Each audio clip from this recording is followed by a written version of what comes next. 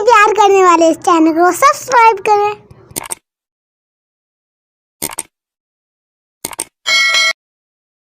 سورہ نحل 16ویں سورہ قرآن کریم کی، اس میں اللہ آیت نمبر 90 میں ارشاد فرماتا ہے ان اللہ یأمر بالعدل والاحسان، اللہ عدل اور نیکی کا، بھلائی کا حکم دیتا ہے، اور ہمارے اصول دین میں عدل ہے۔ یہ عربی کا لفظ ہے عدل، عدالت، عدل، اس لیے عدالتیں قائم کی گئی ہیں۔ تو یا تو وہ سچ کہہ رہے تھے یا نہیں کہہ رہے تھے۔ میرے جملے پہ غور فرمائیے گا، جب مولا علی علیہ السلام فرما رہے تھے نا کہ میرا حق بنتا ہے، تو یا تو وہ سچ فرما رہے تھے یا نہیں فرما رہے تھے۔ اگر سچ کہہ رہے تھے تو پھر پہلا ہی حق ان کا تھا، اور اگر سچ نہیں کہہ رہے تھے پھر چوتھا بھی حق ان کا نہیں تھا۔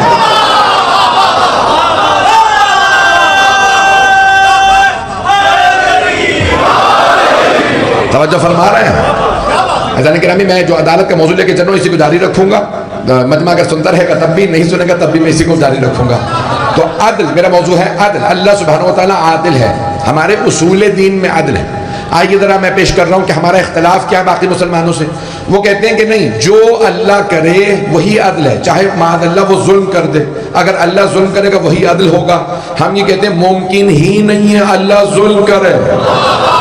قرآن کریم کی آیت ہے ان اللہ، اب اللہ سبحانہ وتعالیٰ نے جب ڈیفینیشن دی ہے، میرا موضوع ہے کہ ان اللہ یأمر بالعدل والاحسان، اللہ عدل و احسان کا حکم دیتا ہے۔ جس بات کا اللہ حکم دے اس کے برخلاف اللہ نہیں جاتا۔ نہیں پہنچا سکا اس بات کو، مجھے خود احساس ہے، میں تھوڑا سا اور اس کو وسعت دے دیتا ہوں کہ اللہ جس بات کا حکم دے، مثال کے طور پہ اللہ کہے کہ ایسا کرو، یہ عدل ہے۔ عدل یہ ہے کہ ماں باپ کا حق ادا کرو، عدل یہ ہے کہ بیوی کا حق ادا کرو، عدل یہ ہے اولاد کا حق ادا کرو۔ ممکن ہی نہیں ہے اللہ جس بات کا حکم دے اس کے برخلاف خود عمل کرے۔ ابھی بھی تھوڑی سی اور میں مثال دے کے واضح کر دیتا ہوں۔ شیعہ عقیدہ یہ ہے کہ اللہ ہم حسن و قبح عقلی کے قائل۔ علمی موضوع ہے، میں جانتا ہوں میں نے رات کے 10:30 پونے 11 بجے ایک علمی موضوع لے لیا، لیکن اسی کو نبھاؤں گا، کوشش کروں گا کہ اور وضاحت کرتا جاؤں، مجمع میرے ساتھ رہے۔ تو اللہ سبحانہ، ہم حسن و قبح عقلی کے قائل ہیں، یعنی اچھائی برائی عقلی ہے، اچھائی بھی برائی بھی۔ اگر کوئی نبی یا امام آ کے نہ بھی بتاتا یہ چیز اچھائی ہے یہ برائی ہے، تب بھی آپ کی عقل آپ کو بتا دیتی سچ اچھائی ہے، جھوٹ برائی ہے، امانت اچھائی ہے، خیانت برائی ہے، کسی کی جان بچانا اچھائی ہے، قتل کرنا برائی ہے، چوری برائی ہے۔ بہت سے لوگ جب مر جائیں گے انہیں فرشتہ سوال کرے گا یہ کام کیوں کیا تھا، تو وہ یہ نہیں کہہ سکتا میں تو اللہ کو مانتا نہیں تھا، کہ اللہ کو نہیں بھی مانتے تھے، عقل تو تھی۔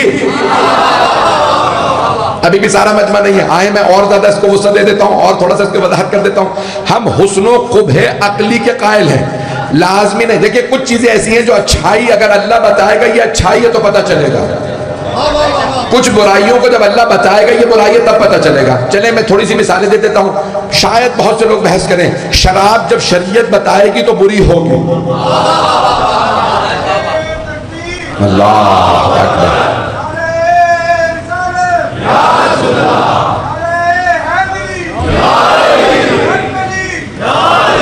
توجہ فرما رہے ہیں جانے کے رہے بھئی، میری آواز تنگ تو نہیں کر رہی، حیثیت تو نہیں دے رہے؟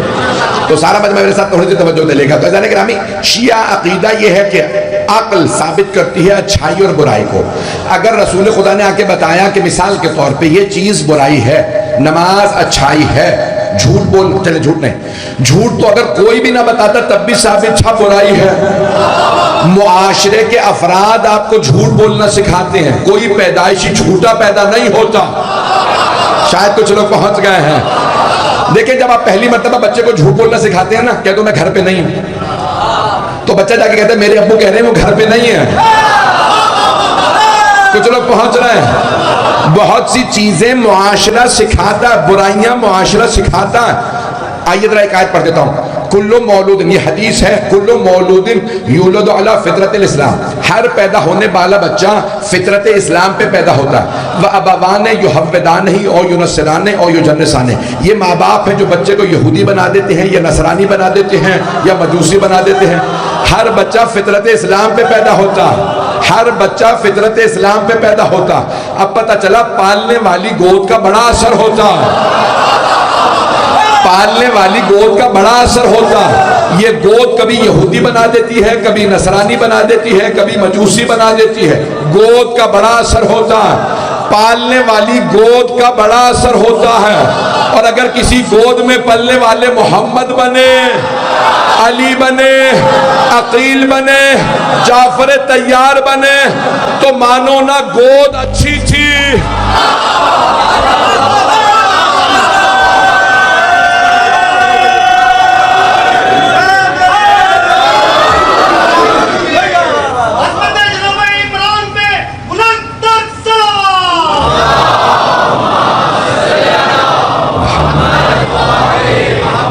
توجہ فرما رہے ہیں عزیزان گرامی؟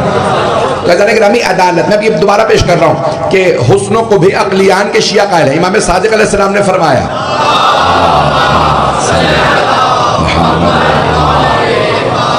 مجھے موضوع بدلنے کی ضرورت تو نہیں ہے، تو چھٹے امام علیہ السلام نے فرمایا کہ دیکھو یاد رکھو کہ اگر کبھی بھی کوئی آپ سے کہے نا کہ عقل کو دلیل کو ایک طرف رکھ دو ہماری بات مان لو، تو کہنا خبردار ہم عقل کے دلیل کے غلام ہیں۔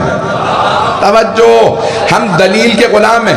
عیسائی مذہب نے یہ کہا ہے کہ جب عیسیٰ کو اللہ کا بیٹا ماننے پہ کوئی کہے تو عیسائی مذہب کہتا ہے عقل کو چھوڑ کے صرف محبت سے مانو، محبت سے سنو گے تو عیسیٰ کو اللہ کا بیٹا مان لو گے۔ توجہ، چھٹے امام نے فرمایا خبردار کبھی بھی عقل کو کنار نہ لگانا، ہمیشہ کسی سے بھی کہنا عقل سے ثابت کر، ہر بات عقل سے ثابت ہے۔ عزیزان گرامی، آپ جھوٹے کو عہدہ دے کے بغیر عقل کے منوا سکتے ہیں، ابھی بھی سارا مجمع نہیں ہے۔ چور کو عہدہ دے کے آپ بغیر عقل کے تو منوا سکتے ہیں کچھ بھی، لیکن اگر عقل سے مانیں گے تو عقل کسی نبوت کی بھی قائل نہیں ہوگی جب تک کہ نبی پاک نہ ہو۔ میں تو پیش کر گیا، اب آپ مجبور کر رہے ہیں میں اور زیادہ کھولوں، میں اشارہ کے نام میں آگے بڑھنا چاہ رہا تھا۔ عزیزان گرامی، کوئی نبی نہیں ہے، کوئی رسول نہیں ہے، کوئی امام نہیں، کوئی خلیفہ نہیں، جب تک کہ عقل اس تک نہ لے جائے۔ ابھی بھی مجمع نہیں ہے۔ عقل نے کہا اللہ ایک ہے، عادل ہے، ظلم نہیں کرتا، اس لیے ہم نے اللہ کو عادل مانا کیونکہ عقل کہہ رہی ہے۔ کسی نبی کو ہم نبی نہیں مانتے جب تک عقل نہ کہے، جھوٹا نبی نہیں ہوتا، چور نبی نہیں ہو سکتا، فرعون تو ہو سکتا ہے، نبی یا رسول نہیں۔ عہدے پہ آنے والے کو معصوم ہونا چاہیے، اللہ کا نبی بھی معصوم ہوگا، رسول بھی، امام بھی، خلیفہ۔ اب پہنچ گئے، میں اشاروں میں آگے بڑھنا چاہ رہا تھا، آپ کہلوا کے آگے بڑھ رہے ہیں۔ عزیزان گرامی، کوئی بھی بڑے عہدے پہ نہیں آ سکتا، الہی منصب پہ نہیں آ سکتا جب تک کہ عصمت پہ فائز نہ ہو، اور عصمت کی سب سے بڑی دلیل عقل ہے۔ اگر نبی، امام، اللہ کا نمائندہ معصوم نہ ہو، آپ ہمیشہ شک کرتے رہیں گے گناہ کر چکا یا کرنے والا، آپ ہمیشہ شک کریں گے یہ اللہ کا نمائندہ ہے، اگر معصوم نہیں ہے تو آیا یہ خطا کر چکا ہے یا خطا کرنے والا ہے، گناہ کر چکا ہے یا کرنے والا۔ عزیزان گرامی، اللہ کہہ رہا ہے کہ جس نے رسول کی اطاعت کی اس نے اللہ کی اطاعت کی، وَمَن يُطِعِ الرَّسُولَ فَقَدْ أَطَاعَ اللَّهَ، جس نے رسول کی اطاعت کی اس نے اللہ کی اطاعت کی۔ یہ اللہ کہہ ہی نہیں سکتا جب تک کہ رسول معصوم نہ ہو۔ اگر وہ گناہ کا حکم دے دیں تو اس کا مطلب ہے انہوں نے اللہ کے حکم کے مطابق عمل نہیں کیا۔ جو اللہ کے حکم کے مطابق عمل نہ کرے وہ رسول نہیں ہو سکتا۔ رسول کے لیے عصمت شرط ہے، جب رسول کے لیے عصمت شرط ہے تو رسول کی جگہ پہ آنے والا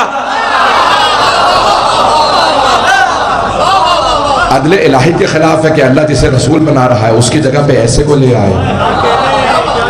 آئیں ذرا ایک اور جملہ پیش کر دوں، صحابہ کرام رضی اللہ عنہم، ترجمہ کیا بنا؟ اللہ ان سے راضی کیا ہے؟ ہو۔ سارا بھائی پڑھا لکھا مجمع بیٹھا ہے، قابل ترین لوگ ہیں، میں چہروں کو دیکھ کے پہچانتا ہوں، اپنے مجمع کو میں پہچان رہا ہوں، سارا مجمع میرے ساتھ چلے گا۔ عزیزان گرامی، ترجمہ یہ بنتا ہے، شیعہ سنی علماء نے ترجمہ یہی لکھا کہ رضی اللہ عنہ کا ترجمہ ہے اللہ ان سے راضی ہو، ہے نہیں۔ اب بہت سے لوگ پہنچ گئے، یعنی دعائیہ جملہ ہے، اللہ ان سے راضی ہو. ہم آج تک دعائیں مانگ رہے ہیں، اللہ ان سے راضی ہو. بھئی کوئی غلط نہ ذہن میں سوچ لے آئے، میں قسم کھا کے کہتا ہوں میں آج تک دعائیں مانگتا ہوں، ممبر پہ کہہ رہا ہوں خدا کی قسم میں دعائیں مانگتا ہوں اللہ صحابہ سے راضی ہو، لیکن مجھے پورا یقین ہے جس سے علی و بطون راضی نہ ہو.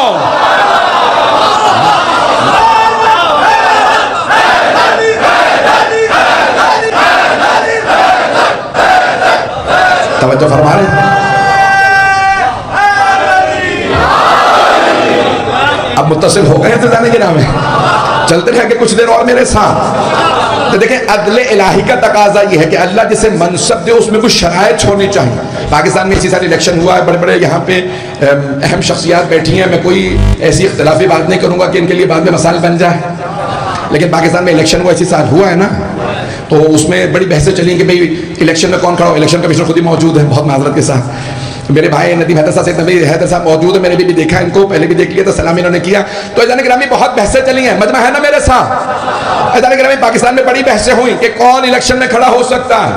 توجہ بھئی یہاں پہ بہت بڑے بڑے شخصیات پورے اسلام آباد پورے پاکستان کی شخصیات بیٹھی ہیں، بڑی بحث ہوئی کون. بھئی کوئی پڑھا لکھا آدمی ہونا چاہیے، تعلیم یافتہ ہونا چاہیے، سابقہ کرمنل بیک گراؤنڈ نہیں ہونا چاہیے. توجہ کرمنل بیک گراؤنڈ والا نہیں چلے گا، چور چکار نہیں چلے گا. توجہ یہ ہمارا 5 سال کا نمائندہ اتنی شرائط، اور اگر کوئی اللہ کا نمائندہ ہو بھی ہمیشہ کے لیے تو چور نہیں چلے گا، سابقہ. اب تو پہنچ رہے ہیں، اب میری بات واضح ہو رہی ہے ذرا. اللہ کا نمائندہ ہے، ہمیشہ کے لیے ہے، اللہ معزول نہیں کرتا ہے، جسے رسول بناتا ہے ہمیشہ کے لیے نہیں. ویسے آگے نہیں پڑھوں گا، آئیے ذرا عدل الہی میرا موضوع ہے، میں ترجمہ کر رہا ہوں کلمے کا، آپ سب میرے ساتھ دیں گے کہ ہم کہتے ہیں نا لا الہ الا اللہ، کوئی معبود نہیں ہے سوائے اللہ کے، یعنی صرف اللہ ہی معبود ہے، تھا نہیں. کچھ لوگ پہنچ گئے ہیں، کچھ لوگ پہنچ گئے ہیں، تھوڑا سا ساتھ دے دیجیے گا، مجھ حدیث کے ٹوٹے پھوٹے الفاظ کو قبول فرما لیجیے گا. تو یعنی صرف اللہ ہی معبود ہے. اللہ لا الہ الا هو الحی القیوم، اللہ ہمیشہ زندہ بھی ہے قائم بھی ہے. آیت الکرسی کے پہلے ہی جملہ جو پہنچ رہے انہیں سلام، محمد الرسول اللہ، محمد اللہ کے رسول. توجہ کچھ لوگ پہنچ گئے، میں نے بھی ترجمہ پورا مکمل بھی نہیں کیا. محمد الرسول اللہ، محمد اللہ کے رسول ہیں، تھے نہیں. اب کوئی یہ نہیں کہہ سکتا پیغمبر انتقال کر کے کلمہ بدل لو، کوئی نہیں کہے گا. محمد اللہ کے رسول تھے، محمد اللہ کے رسول ہیں. جب تم کہہ رہے ہو کہ آج بھی رسول ہیں تو پھر مردہ کیسے ہوئے؟ آپ جی ہیں جو پہنچ رہے ہیں.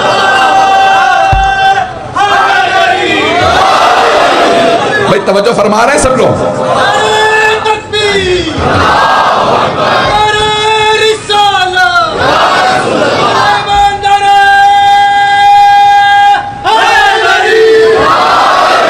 میں ممنون ہوں آپ کی محبت.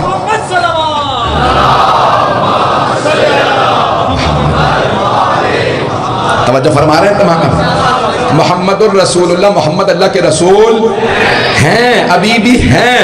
اور اگر کوئی کہے تھے تو اسے کہو کسی اور دین میں چلا جا.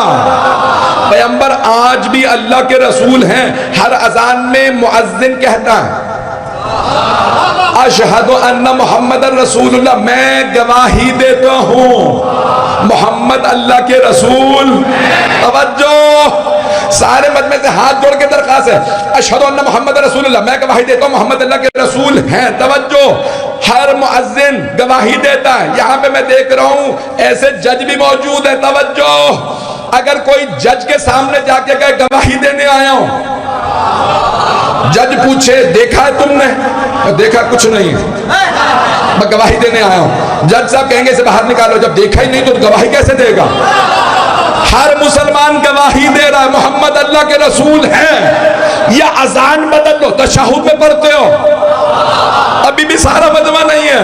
ہر مسلمان تشہد سلام جو پہنچ گئے، ہر مسلمان تشہد نماز میں کہتا ہے وَأَشْهَدُ أَنَّ مُحَمَّدًا عَبْدُهُ وَرَسُولُهُ، میں گواہی دیتا ہوں محمد اللہ کے بندے اور رسول ہیں، تھے نہیں. وہ جو کہتے ہیں مردوں سے مدد مانگنا بدعت ہے، پہلے مردہ ثابت تو کرا. آپ سلامت رہیں جو پہنچ رہے ہیں، جو پہنچ گئے انہیں سلام، پروردگار سلامت رکھے جو پہنچ رہے ہیں. عزیزان گرامی آپ سب گواہی دیتے ہیں محمد اللہ کے رسول، محمد الرسول اللہ، اور شیعہ پڑھتے ہیں اس کے بعد علی ولی اللہ. توجہ، وکیل اللہ نہیں، اللہ کے وکیل نہیں ہیں، ولی ہیں. مجھے پتا یہاں آدھے سے زیادہ مجمع قانون جانتا، میں پاکستان کے قانون کے مطابق، آئین کے مطابق گفتگو پیش کروں گا، قانون کے خلاف کوئی بات نہیں کروں گا. علی ولی اللہ. اس سے پہلے کہ میں آگے بڑھوں ترجمہ کیا بنا؟ علی اللہ کے ولی، یعنی اس کا مطلب ہے آج بھی ولی ہیں. تبھی تو آپ کہہ رہے ہیں نا علی ولی اللہ، نہیں تو آپ کہتے ہیں کانا علی ولی اللہ، علی اللہ کے ولی تھے. توجہ، کلمہ کسی نے نہیں بدلا، علی ولی اللہ، علی اللہ کے ولی ہیں، وکیل نہیں ولی. چلیں میں ایک جلدی سے مثال دیتے تو جو پہنچ گئے وہ پہنچ گئے، جو نہیں پہنچے ان کے لیے جلدی وضاحت کر دوں. ہم نکاح پڑھانے جاتے ہیں، جب نکاح پڑھاتے ہیں تو اس وقت یہاں کہتے ہیں بھئی بچی کی مثال کے طور پہ ہمیں وکالت چاہیے. کیا چاہیے؟ وکالت چاہیے. وکالت جب لینے لگتے ہیں تو کہتے ہیں بیٹی میں آپ کی طرف سے نکاح پڑھ رہا ہوں، آپ وکالت دینی ہے کہ آپ کی وکالت میں آپ کا عقد پڑھ دوں؟ قبول ہے؟ بچی کہتی قبول ہے. فوراً پوچھیں گے بچی کے والد کہاں؟ کیوں؟ وہ ہے ولی عقد. تمام شیعہ سنی علماء کے نزدیک لڑکی اگر ہے کنواری ہے تو باپ ولی ہے. بڑے قانون دان بیٹھے ہیں، تھوڑا سا ساتھ دے دیجیے گا. باپ ہے ولی عقد. بچی کی اجازت لے لی، پھر بھی ولی کی اجازت لینی پڑے گی. توجہ، جو لوگ پہنچ رہے ہیں انہیں سلام. اب میں نکاح پڑھنے والا ہوں، میں ہوں وکیل، لڑکی کے والد ہیں ولی. توجہ، یہ صرف عقد کا ولی ہے.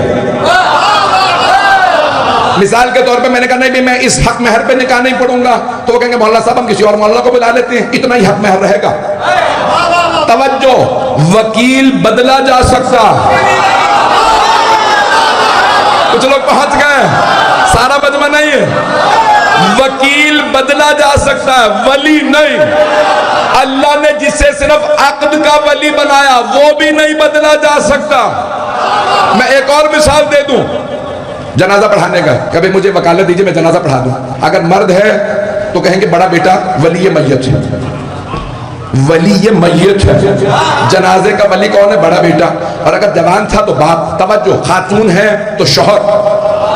اور اگر کئی افراد جمع ہو جائیں، باپ بھی ہے، بیٹا بھی ہے، شوہر، تو ان میں کون ولی ہے؟ تو پھر کہا اگر خاتون ہے تو شوہر. مجمع کی توجہ، ہاتھ جوڑ کے پیش کر رہا ہوں. عزیزان گرامی اگر کہیں نہیں میں جنازہ نہیں پڑھاؤں گا تو وکیل بدلا جا سکتا ہے، ولی نہیں. ابھی بھی سارا مجمع نہیں ہے. آئیے ہاتھ جوڑ کے قرآن کریم کی آیت پڑھ دوں. اللہ فرماتا ہے یتوفاکم ملک الموت الذی وکل بکم، تمہیں ملک الموت وفات دیتا ہے جسے اللہ نے تم پہ وکیل قرار دیا ہے. وکیل کی اللہ کے اتنی طاقت جس کی چاہے روح نکال لے. جب وکیل ایسا ہے تو ولی.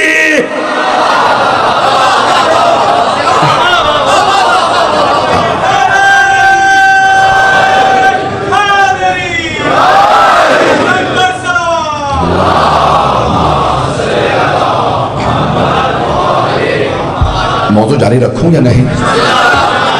عزیزان گرامی، ولی کی اتنی طاقت ہے، یہ انسان اللہ کے عدل کے خلاف ہے کہ جسے اللہ نے ولی بنایا ہے. عزیزان گرامی، اللہ ہمیشہ کے لیے ولی بنایا تو اب کچھ شرائط تو رکھی ہوگی اللہ نے. عدل کے خلاف ہے کہ اللہ نے بغیر شرائط کے کسی کو اپنا ولی بنا دیو ہمیشہ کے لیے. علی ولی اللہ، ہم آج تک پڑھ رہے ہیں علی اللہ کے ولی. توجہ، علی آج بھی اللہ کے ولی ہیں. تو جسے اللہ ہمیشہ کے لیے وکالت نہیں ولایت دے رہا ہے، ولایت، تو اس میں کچھ نہ کچھ شرائط تو ہوں گی. ہم کہتے ہیں پڑھا لکھا ہو، صادق و امین ہو، سابقہ مجرم نہ ہو، سزا یافتہ نہ ہو۔ توجہ، اب جب اللہ بنائے گا تو اللہ کہے گا میرا ولی علم لدنی کا مالک ہو۔ جب منبر پہ آئے تو کہے جو پوچھنا ہے پوچھ لو، کبھی یہ نہ کہے میں نہیں جانتا، پوچھ کے بتاؤں گا، دیکھ کے بتاؤں گا، بیٹے یا بیٹی ہی سے۔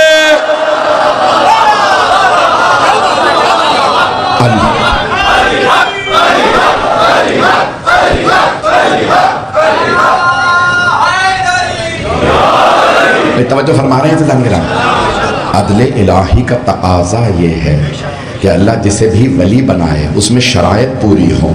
پہلی شرط ہے علم۔ میں جانتا ہوں بیٹھنے کی جگہ نہیں ہے، آپ پہلو بھی نہیں بدل پا رہے ہیں، جہاں تک آپ سنیں گے میں وہاں تک پڑھوں گا۔ آج کی میری آخری مجلس ہے، میں زیادہ وقت نہیں لوں گا، وقت دکھا دیتا ہوں۔ عزیزان گرامی، جتنا بھی وقت مجھے آپ دیں گے میں انشاءاللہ تعالیٰ اسی کے اندر پورا نبھاؤں گا، کوشش میری یہی رہے گی۔ میرے حساب سے 25 منٹ ہوئے ہیں، اگر 25 منٹ اور چلیں گے تو عزیزان گرامی، اللہ سبحانہ و تعالیٰ جسے اپنا ہمیشہ کے لیے ولی بنا رہا ہے تو عدالت کا تقاضا یہ ہے علم میں وہ ایسا ہو کہ ہمیشہ منبر پہ آ کے کہے سلونی سلونی، جو پوچھنا ہے پوچھ لو اس سے پہلے کہ تم مجھے کھو دو۔ پہلی شرط ہونی چاہیے علم جسے اللہ بنائے، عدل کا تقاضا۔ دوسرے صادق و امین ہونا چاہیے، سابقہ کبھی بتوں کے سامنے نہ جھکا ہو، مشرک نہ رہا ہو۔ مشرک توبہ تو کر سکتا ہے، نمائندہ پروردگار نہیں بن سکتا۔ جلدی سے ایک واقعہ پیش کر دوں تاکہ میرے نوجوان اور بچے بھی میرے ساتھ متصل رہیں۔ عزیزان گرامی، اسلامی حکومت ہے، دوسری خلافت ہے۔ ایک مرتبہ ایک عدالت میں مسئلہ پیش ہوا مسجد کے اندر، اور مسئلے کا جو بھی حل دیا گیا، حل دے دیا گیا کہ یہ سزا ہے، گناہ تو گناہ کبیرہ میں سے تھا، کبھی یہ سزا ہے، ہم اس کو سزا دے رہے ہیں، اس خاتون کو اتنی سزا، اتنے سنسار کر دیا جائے۔ آپ جانتے ہیں مسجد کے ساتھ والا گھر مولا علی کا تھا۔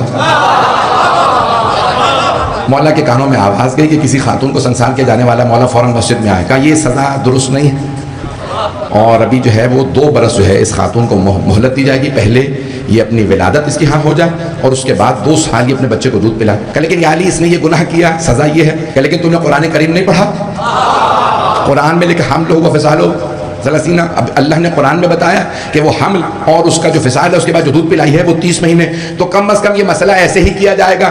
تو ایک مرتبہ خلیفہ نے ایک جملہ کا تاریخی جو ہم آج تک نہیں بھول پاتے کہ لولا علیون لہلاک عمر، ایک مرتبہ خلیفہ نے فوراً فرمایا کہ اگر علی نہ ہوتے تو میں ہلاک ہو جاتا، ابھی جان لیتا مجھے جواب دینا پڑتا۔ انہوں نے ہاتھ اٹھا کے کہا پروردگارا مجھے وہ دن نہ دکھا جب میں اکیلا رہ جاؤں، ابوالحسن نہ ہو۔ ان کے ماننے والوں نے کہا کیوں؟ کہ اگر ابوالحسن یعنی علی نہیں ہوں گے تو مشکل فیصلے کون کرے گا؟ عزیزان گرامی، 70 مرتبہ خلیفہ نے فرمایا علی نہ ہوتے تو میں ہلاک ہو جاتا۔ او امت کے بیٹو، جب خلفاء کا علی کے بغیر گزارا نہیں تو تیرا میرا۔ امت کے کسی بھی فرد کا بغیر مولا علی کے گزارا۔ میرے جملے گناہ تو نہیں گزر رہے ہیں؟ عزیزان گرامی، میں تو تاریخ سے ثابت کر رہا ہوں، سب نے مانا ہے کہ اگر مولا کائنات ہوتے ہیں۔ عزیزان گرامی، عدالت علوی ایسی ہے۔ کون تھی وہ عورت؟ گنہگار تھی، ایسا ہی ہے؟ ہاں ہوں کر دیجئے گا۔ وہ گنہگار خاتون تھی، سزا مولا نے بھی کہا کہ ہے، لیکن 2.5 سال 2 سال بعد 2.5 سال بعد سزا ملے گی۔ توجہ عزیزان گرامی، جملہ پیش کرنے لگا ہوں ہاتھ جوڑ کے، بہت گستاخی نہ ہو جائے، کوئی بھی آدمی یہاں پہ منصف بیٹھا ہوگا مجھے ضرور داد دے گا اس جملے پہ، بڑی محنت ہے۔ آپ سب نے واقعہ سن رکھا ہے، واقعہ میں نے نیا نہیں پڑھا، مجمع کی توجہ سارے میری طرف دیکھیے گا۔ گنہگار عورت تھی، کردار بھی صحیح نہیں تھا، سزا بھی بنتی تھی، لیکن علی علیہ السلام کی عدالت اتنی بلند ہے کہ گنہگار کو بھی غلط سزا نہیں ہونی چاہیے۔ پتہ نہیں لوگ ہیں یا نہیں ہیں، گنہگارہ ہے لیکن غلط سزا علی برداشت نہیں کرتے۔ یہ عدالت علوی ہے، جس کی عدالت اللہ کی عدالت کے عین مطابق فیصلہ کرے اسی کو امام برحق ہونا چاہیے۔ میرے جملے گرم تو نہیں گزر رہے ہیں؟ عدالت علوی ایسی ہے، اللہ عادل ہے۔ سرور کائنات کی حدیث سن لیجئے گا، یدی وید علی فی القضاء سوا، میرا اور علی کا ہاتھ قضاوت میں ایک سا ہے۔ بڑی مشہور حدیث ہے، آپ نے سن رکھی ہوگی، صرف نوجوانوں کے لیے صرف ایک واقعے کی اشارہ کر دو کہ حضرت سلمان فارسی سرور کائنات کی خدمت میں پہنچے، جب آپ خرمے کھا رہے تھے، کھجور تناول فرما رہے تھے، جناب سرور کائنات نے خرمہ اٹھایا، دہن پہ رکھا۔ پیغمبر بہت کم خوراک تھے، بہت کم کھاتے تھے، لگتا تھا کہ ہر خوراک ابھی بہت مدتیں ہیں پھر کھا لوں گا۔ پیغمبر نے بڑے نفاست سے لقمہ ایک کھجور کا دہن میں رکھا۔ جناب سلمان نے ہاتھ پھیلا کے کہا یا رسول اللہ کچھ مجھے بھی عطا کیجیے۔ سرور کائنات نے خود ایک خرمہ لیا تھا، پورے خرموں میں ہاتھ ڈالا، جتنے ہاتھ میں آئے جناب سلمان کے ہاتھ پہ رکھ دیے۔ کہا سلمان یہ سب آپ کے لیے۔ تو جناب سلمان نے باہر جا کے خیمے سے گنے تو 9 خرمے تھے۔ جناب امیر کی بارگاہ میں گئے، دیکھا مولا بھی خرمے کھا رہے ہیں، کہا یا علی عطا کیجیے۔ مولا نے چہرہ دیکھتے ہوئے خرموں میں ہاتھ ڈالا، ہاتھ پہ رکھے، جناب سلمان نے گننا شروع کیے۔ مولا علی نے فرمایا سلمان کیا گن رہے ہیں آپ؟ اگر پیغمبر نے 9 سے زیادہ عطا کیے ہوتے تو میں بھی 9 سے زیادہ عطا کرتا۔ اب حدیث سمجھ میں آئی، میرا اور علی کا ہاتھ قضاوت میں۔ اب میرے جملے پہنچ رہے نا؟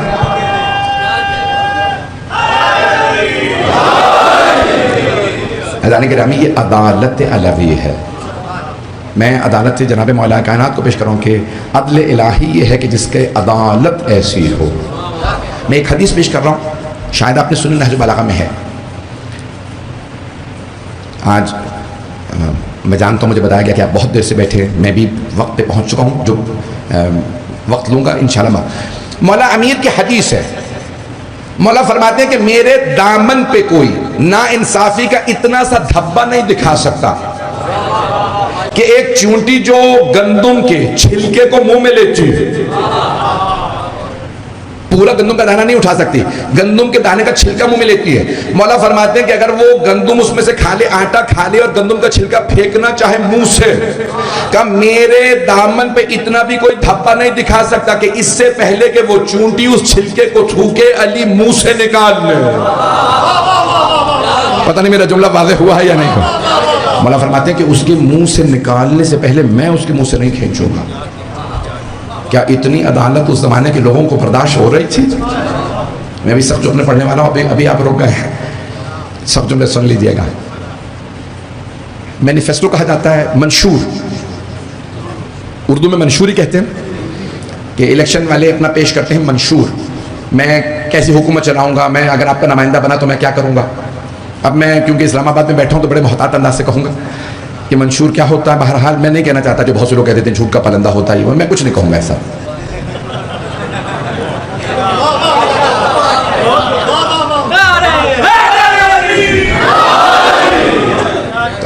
آج کل تو منشور چھپ جاتا ہے، یہ مینیفیسٹو ہے، یہ اس کے مطابق حکومت چلے گی، اس پارٹی نے یہ منشور دیا ہے، مختلف پارٹیوں کے لوگ بیٹھے ہیں، مجھے پورا یقین ہے، تو ہر پارٹی اپنا اپنا منشور پیش کرتی ہے۔ بھئی ہم ایسے، اس زمانے میں منشور پیش نہیں ہوتا تھا، بلکہ آنے والا خود خطبہ دے کے بتاتا تھا میں حکومت کیسی چلاؤں گا۔ نہج البلاغہ اٹھا کے دیکھ لیجئے، مولا امیر علیہ السلام کا منشور۔ میں جانتا ہوں میں نے آج بہت زیادہ خوش کر دیا، کل میں اس کو بہتر بنا دوں گا، لیکن سن لیجئے، تلخ جملے ہیں لیکن پیش کر کے رہوں گا۔ مولا نے منشور پیش کیا اپنا، پہلا خطبہ خلافت کے بعد۔ مولا فرماتے ہیں کہ یاد رکھو میں عدل و انصاف قائم کروں گا، میری حکومت میں جانور بھی بھوکا نہیں سوئے گا، مزدور کا پسینہ سوکھنے سے پہلے اس کو اس کا حق ملے گا۔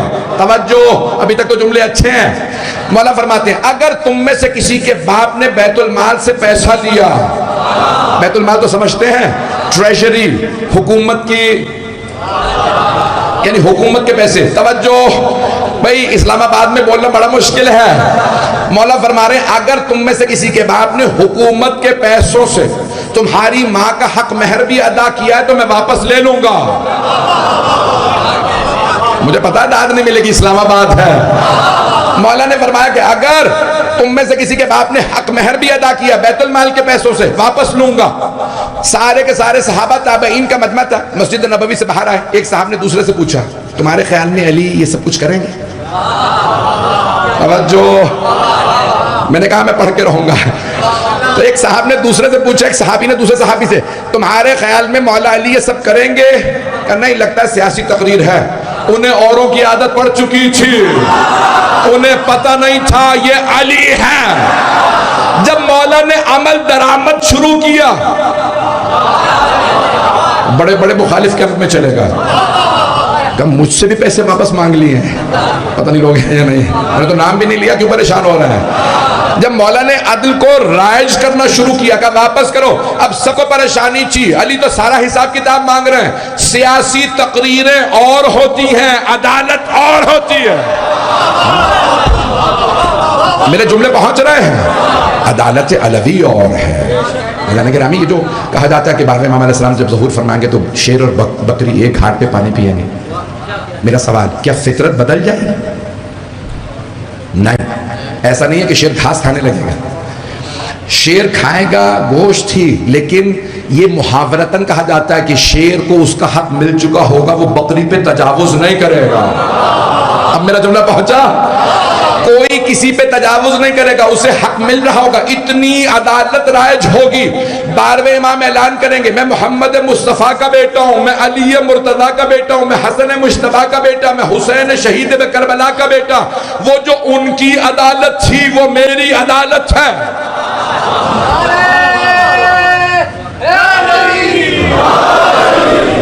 جانے گرامی یہ عدالت علوی ہے۔ صرف ایک واقعے کی طرف اشارہ کروں گا، نام نہیں لے سکتا دوبارہ، کہ دو بہت بزرگ صحابہ، دونوں بزرگ ہو گئے تھے اس وقت ویسے بھی، لیکن ویسے بھی بزرگ ہیں۔ مولا کی خلافت، ان میں سے ایک مولا کے رشتہ دار بھی تھے، کزن تھے، انہوں نے اپنے دوسرے سندھی سے یعنی ہمزلف سے کہا چلو چلتے ہیں علی سے بات کرتے ہیں، کوئی گورنرشپ مل جائے۔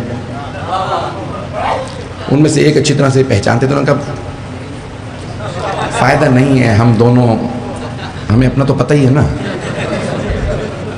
خدا کی قسم آپ پہچانے نہ پہچانے، سیاستدانوں کو خود پتہ ہوتا ہے، ایسا ہی ہے۔ حضرت گرامی وہ خود جانتے ہیں میں کیسا ہوں، کون ہوں، جتنا مرضی آپ تعریفیں کرتے رہے، انہیں خود اپنا سب پتہ ہوتا ہے۔ تو اب وہ دونوں پہنچے کہ نہیں چلو چلتے بات تو کریں۔ تو ظہر کی نماز کے بعد انہوں نے حضرت عمار یاسر، نام سن رکھا ہے، بہت جلیل القدر صحابی رسول ہیں حضرت عمار ابن یاسر، ان کے والد اور والدہ پہلے شہید ہیں۔ کچھ کا اختلاف ہے کہ نہیں، والدہ حضرت سمیہ پہلی شہیدہ ہیں، لیکن ان کے والد سے پہلے کوئی اور شہید ہو چکے تھے۔ بہرحال حضرت یاسر اور سمیہ حضرت عمار کے والد ہیں۔ حضرت عمار ہو چکے ہیں 90 برس کے، کب؟ جب مولا کی خلافت آئی، کچھ لوگ پہنچ گئے 90 برس کے ہیں۔ تو دونوں نے کہا عمار علی کے پاس سفارش کر دیجئے ہماری۔ انہوں نے کہا تم دونوں اپنے آپ کو خود ہی جانتے ہو، مجھ سے سفارش کروا رہے ہو، اگر اہل ہوتا تو میں سفارش کر دیتا۔ تو کہا نہیں، سفارش تم کرو گے تو علی مان لیں گے، علی بہت محبت کرتے ہیں آپ سے۔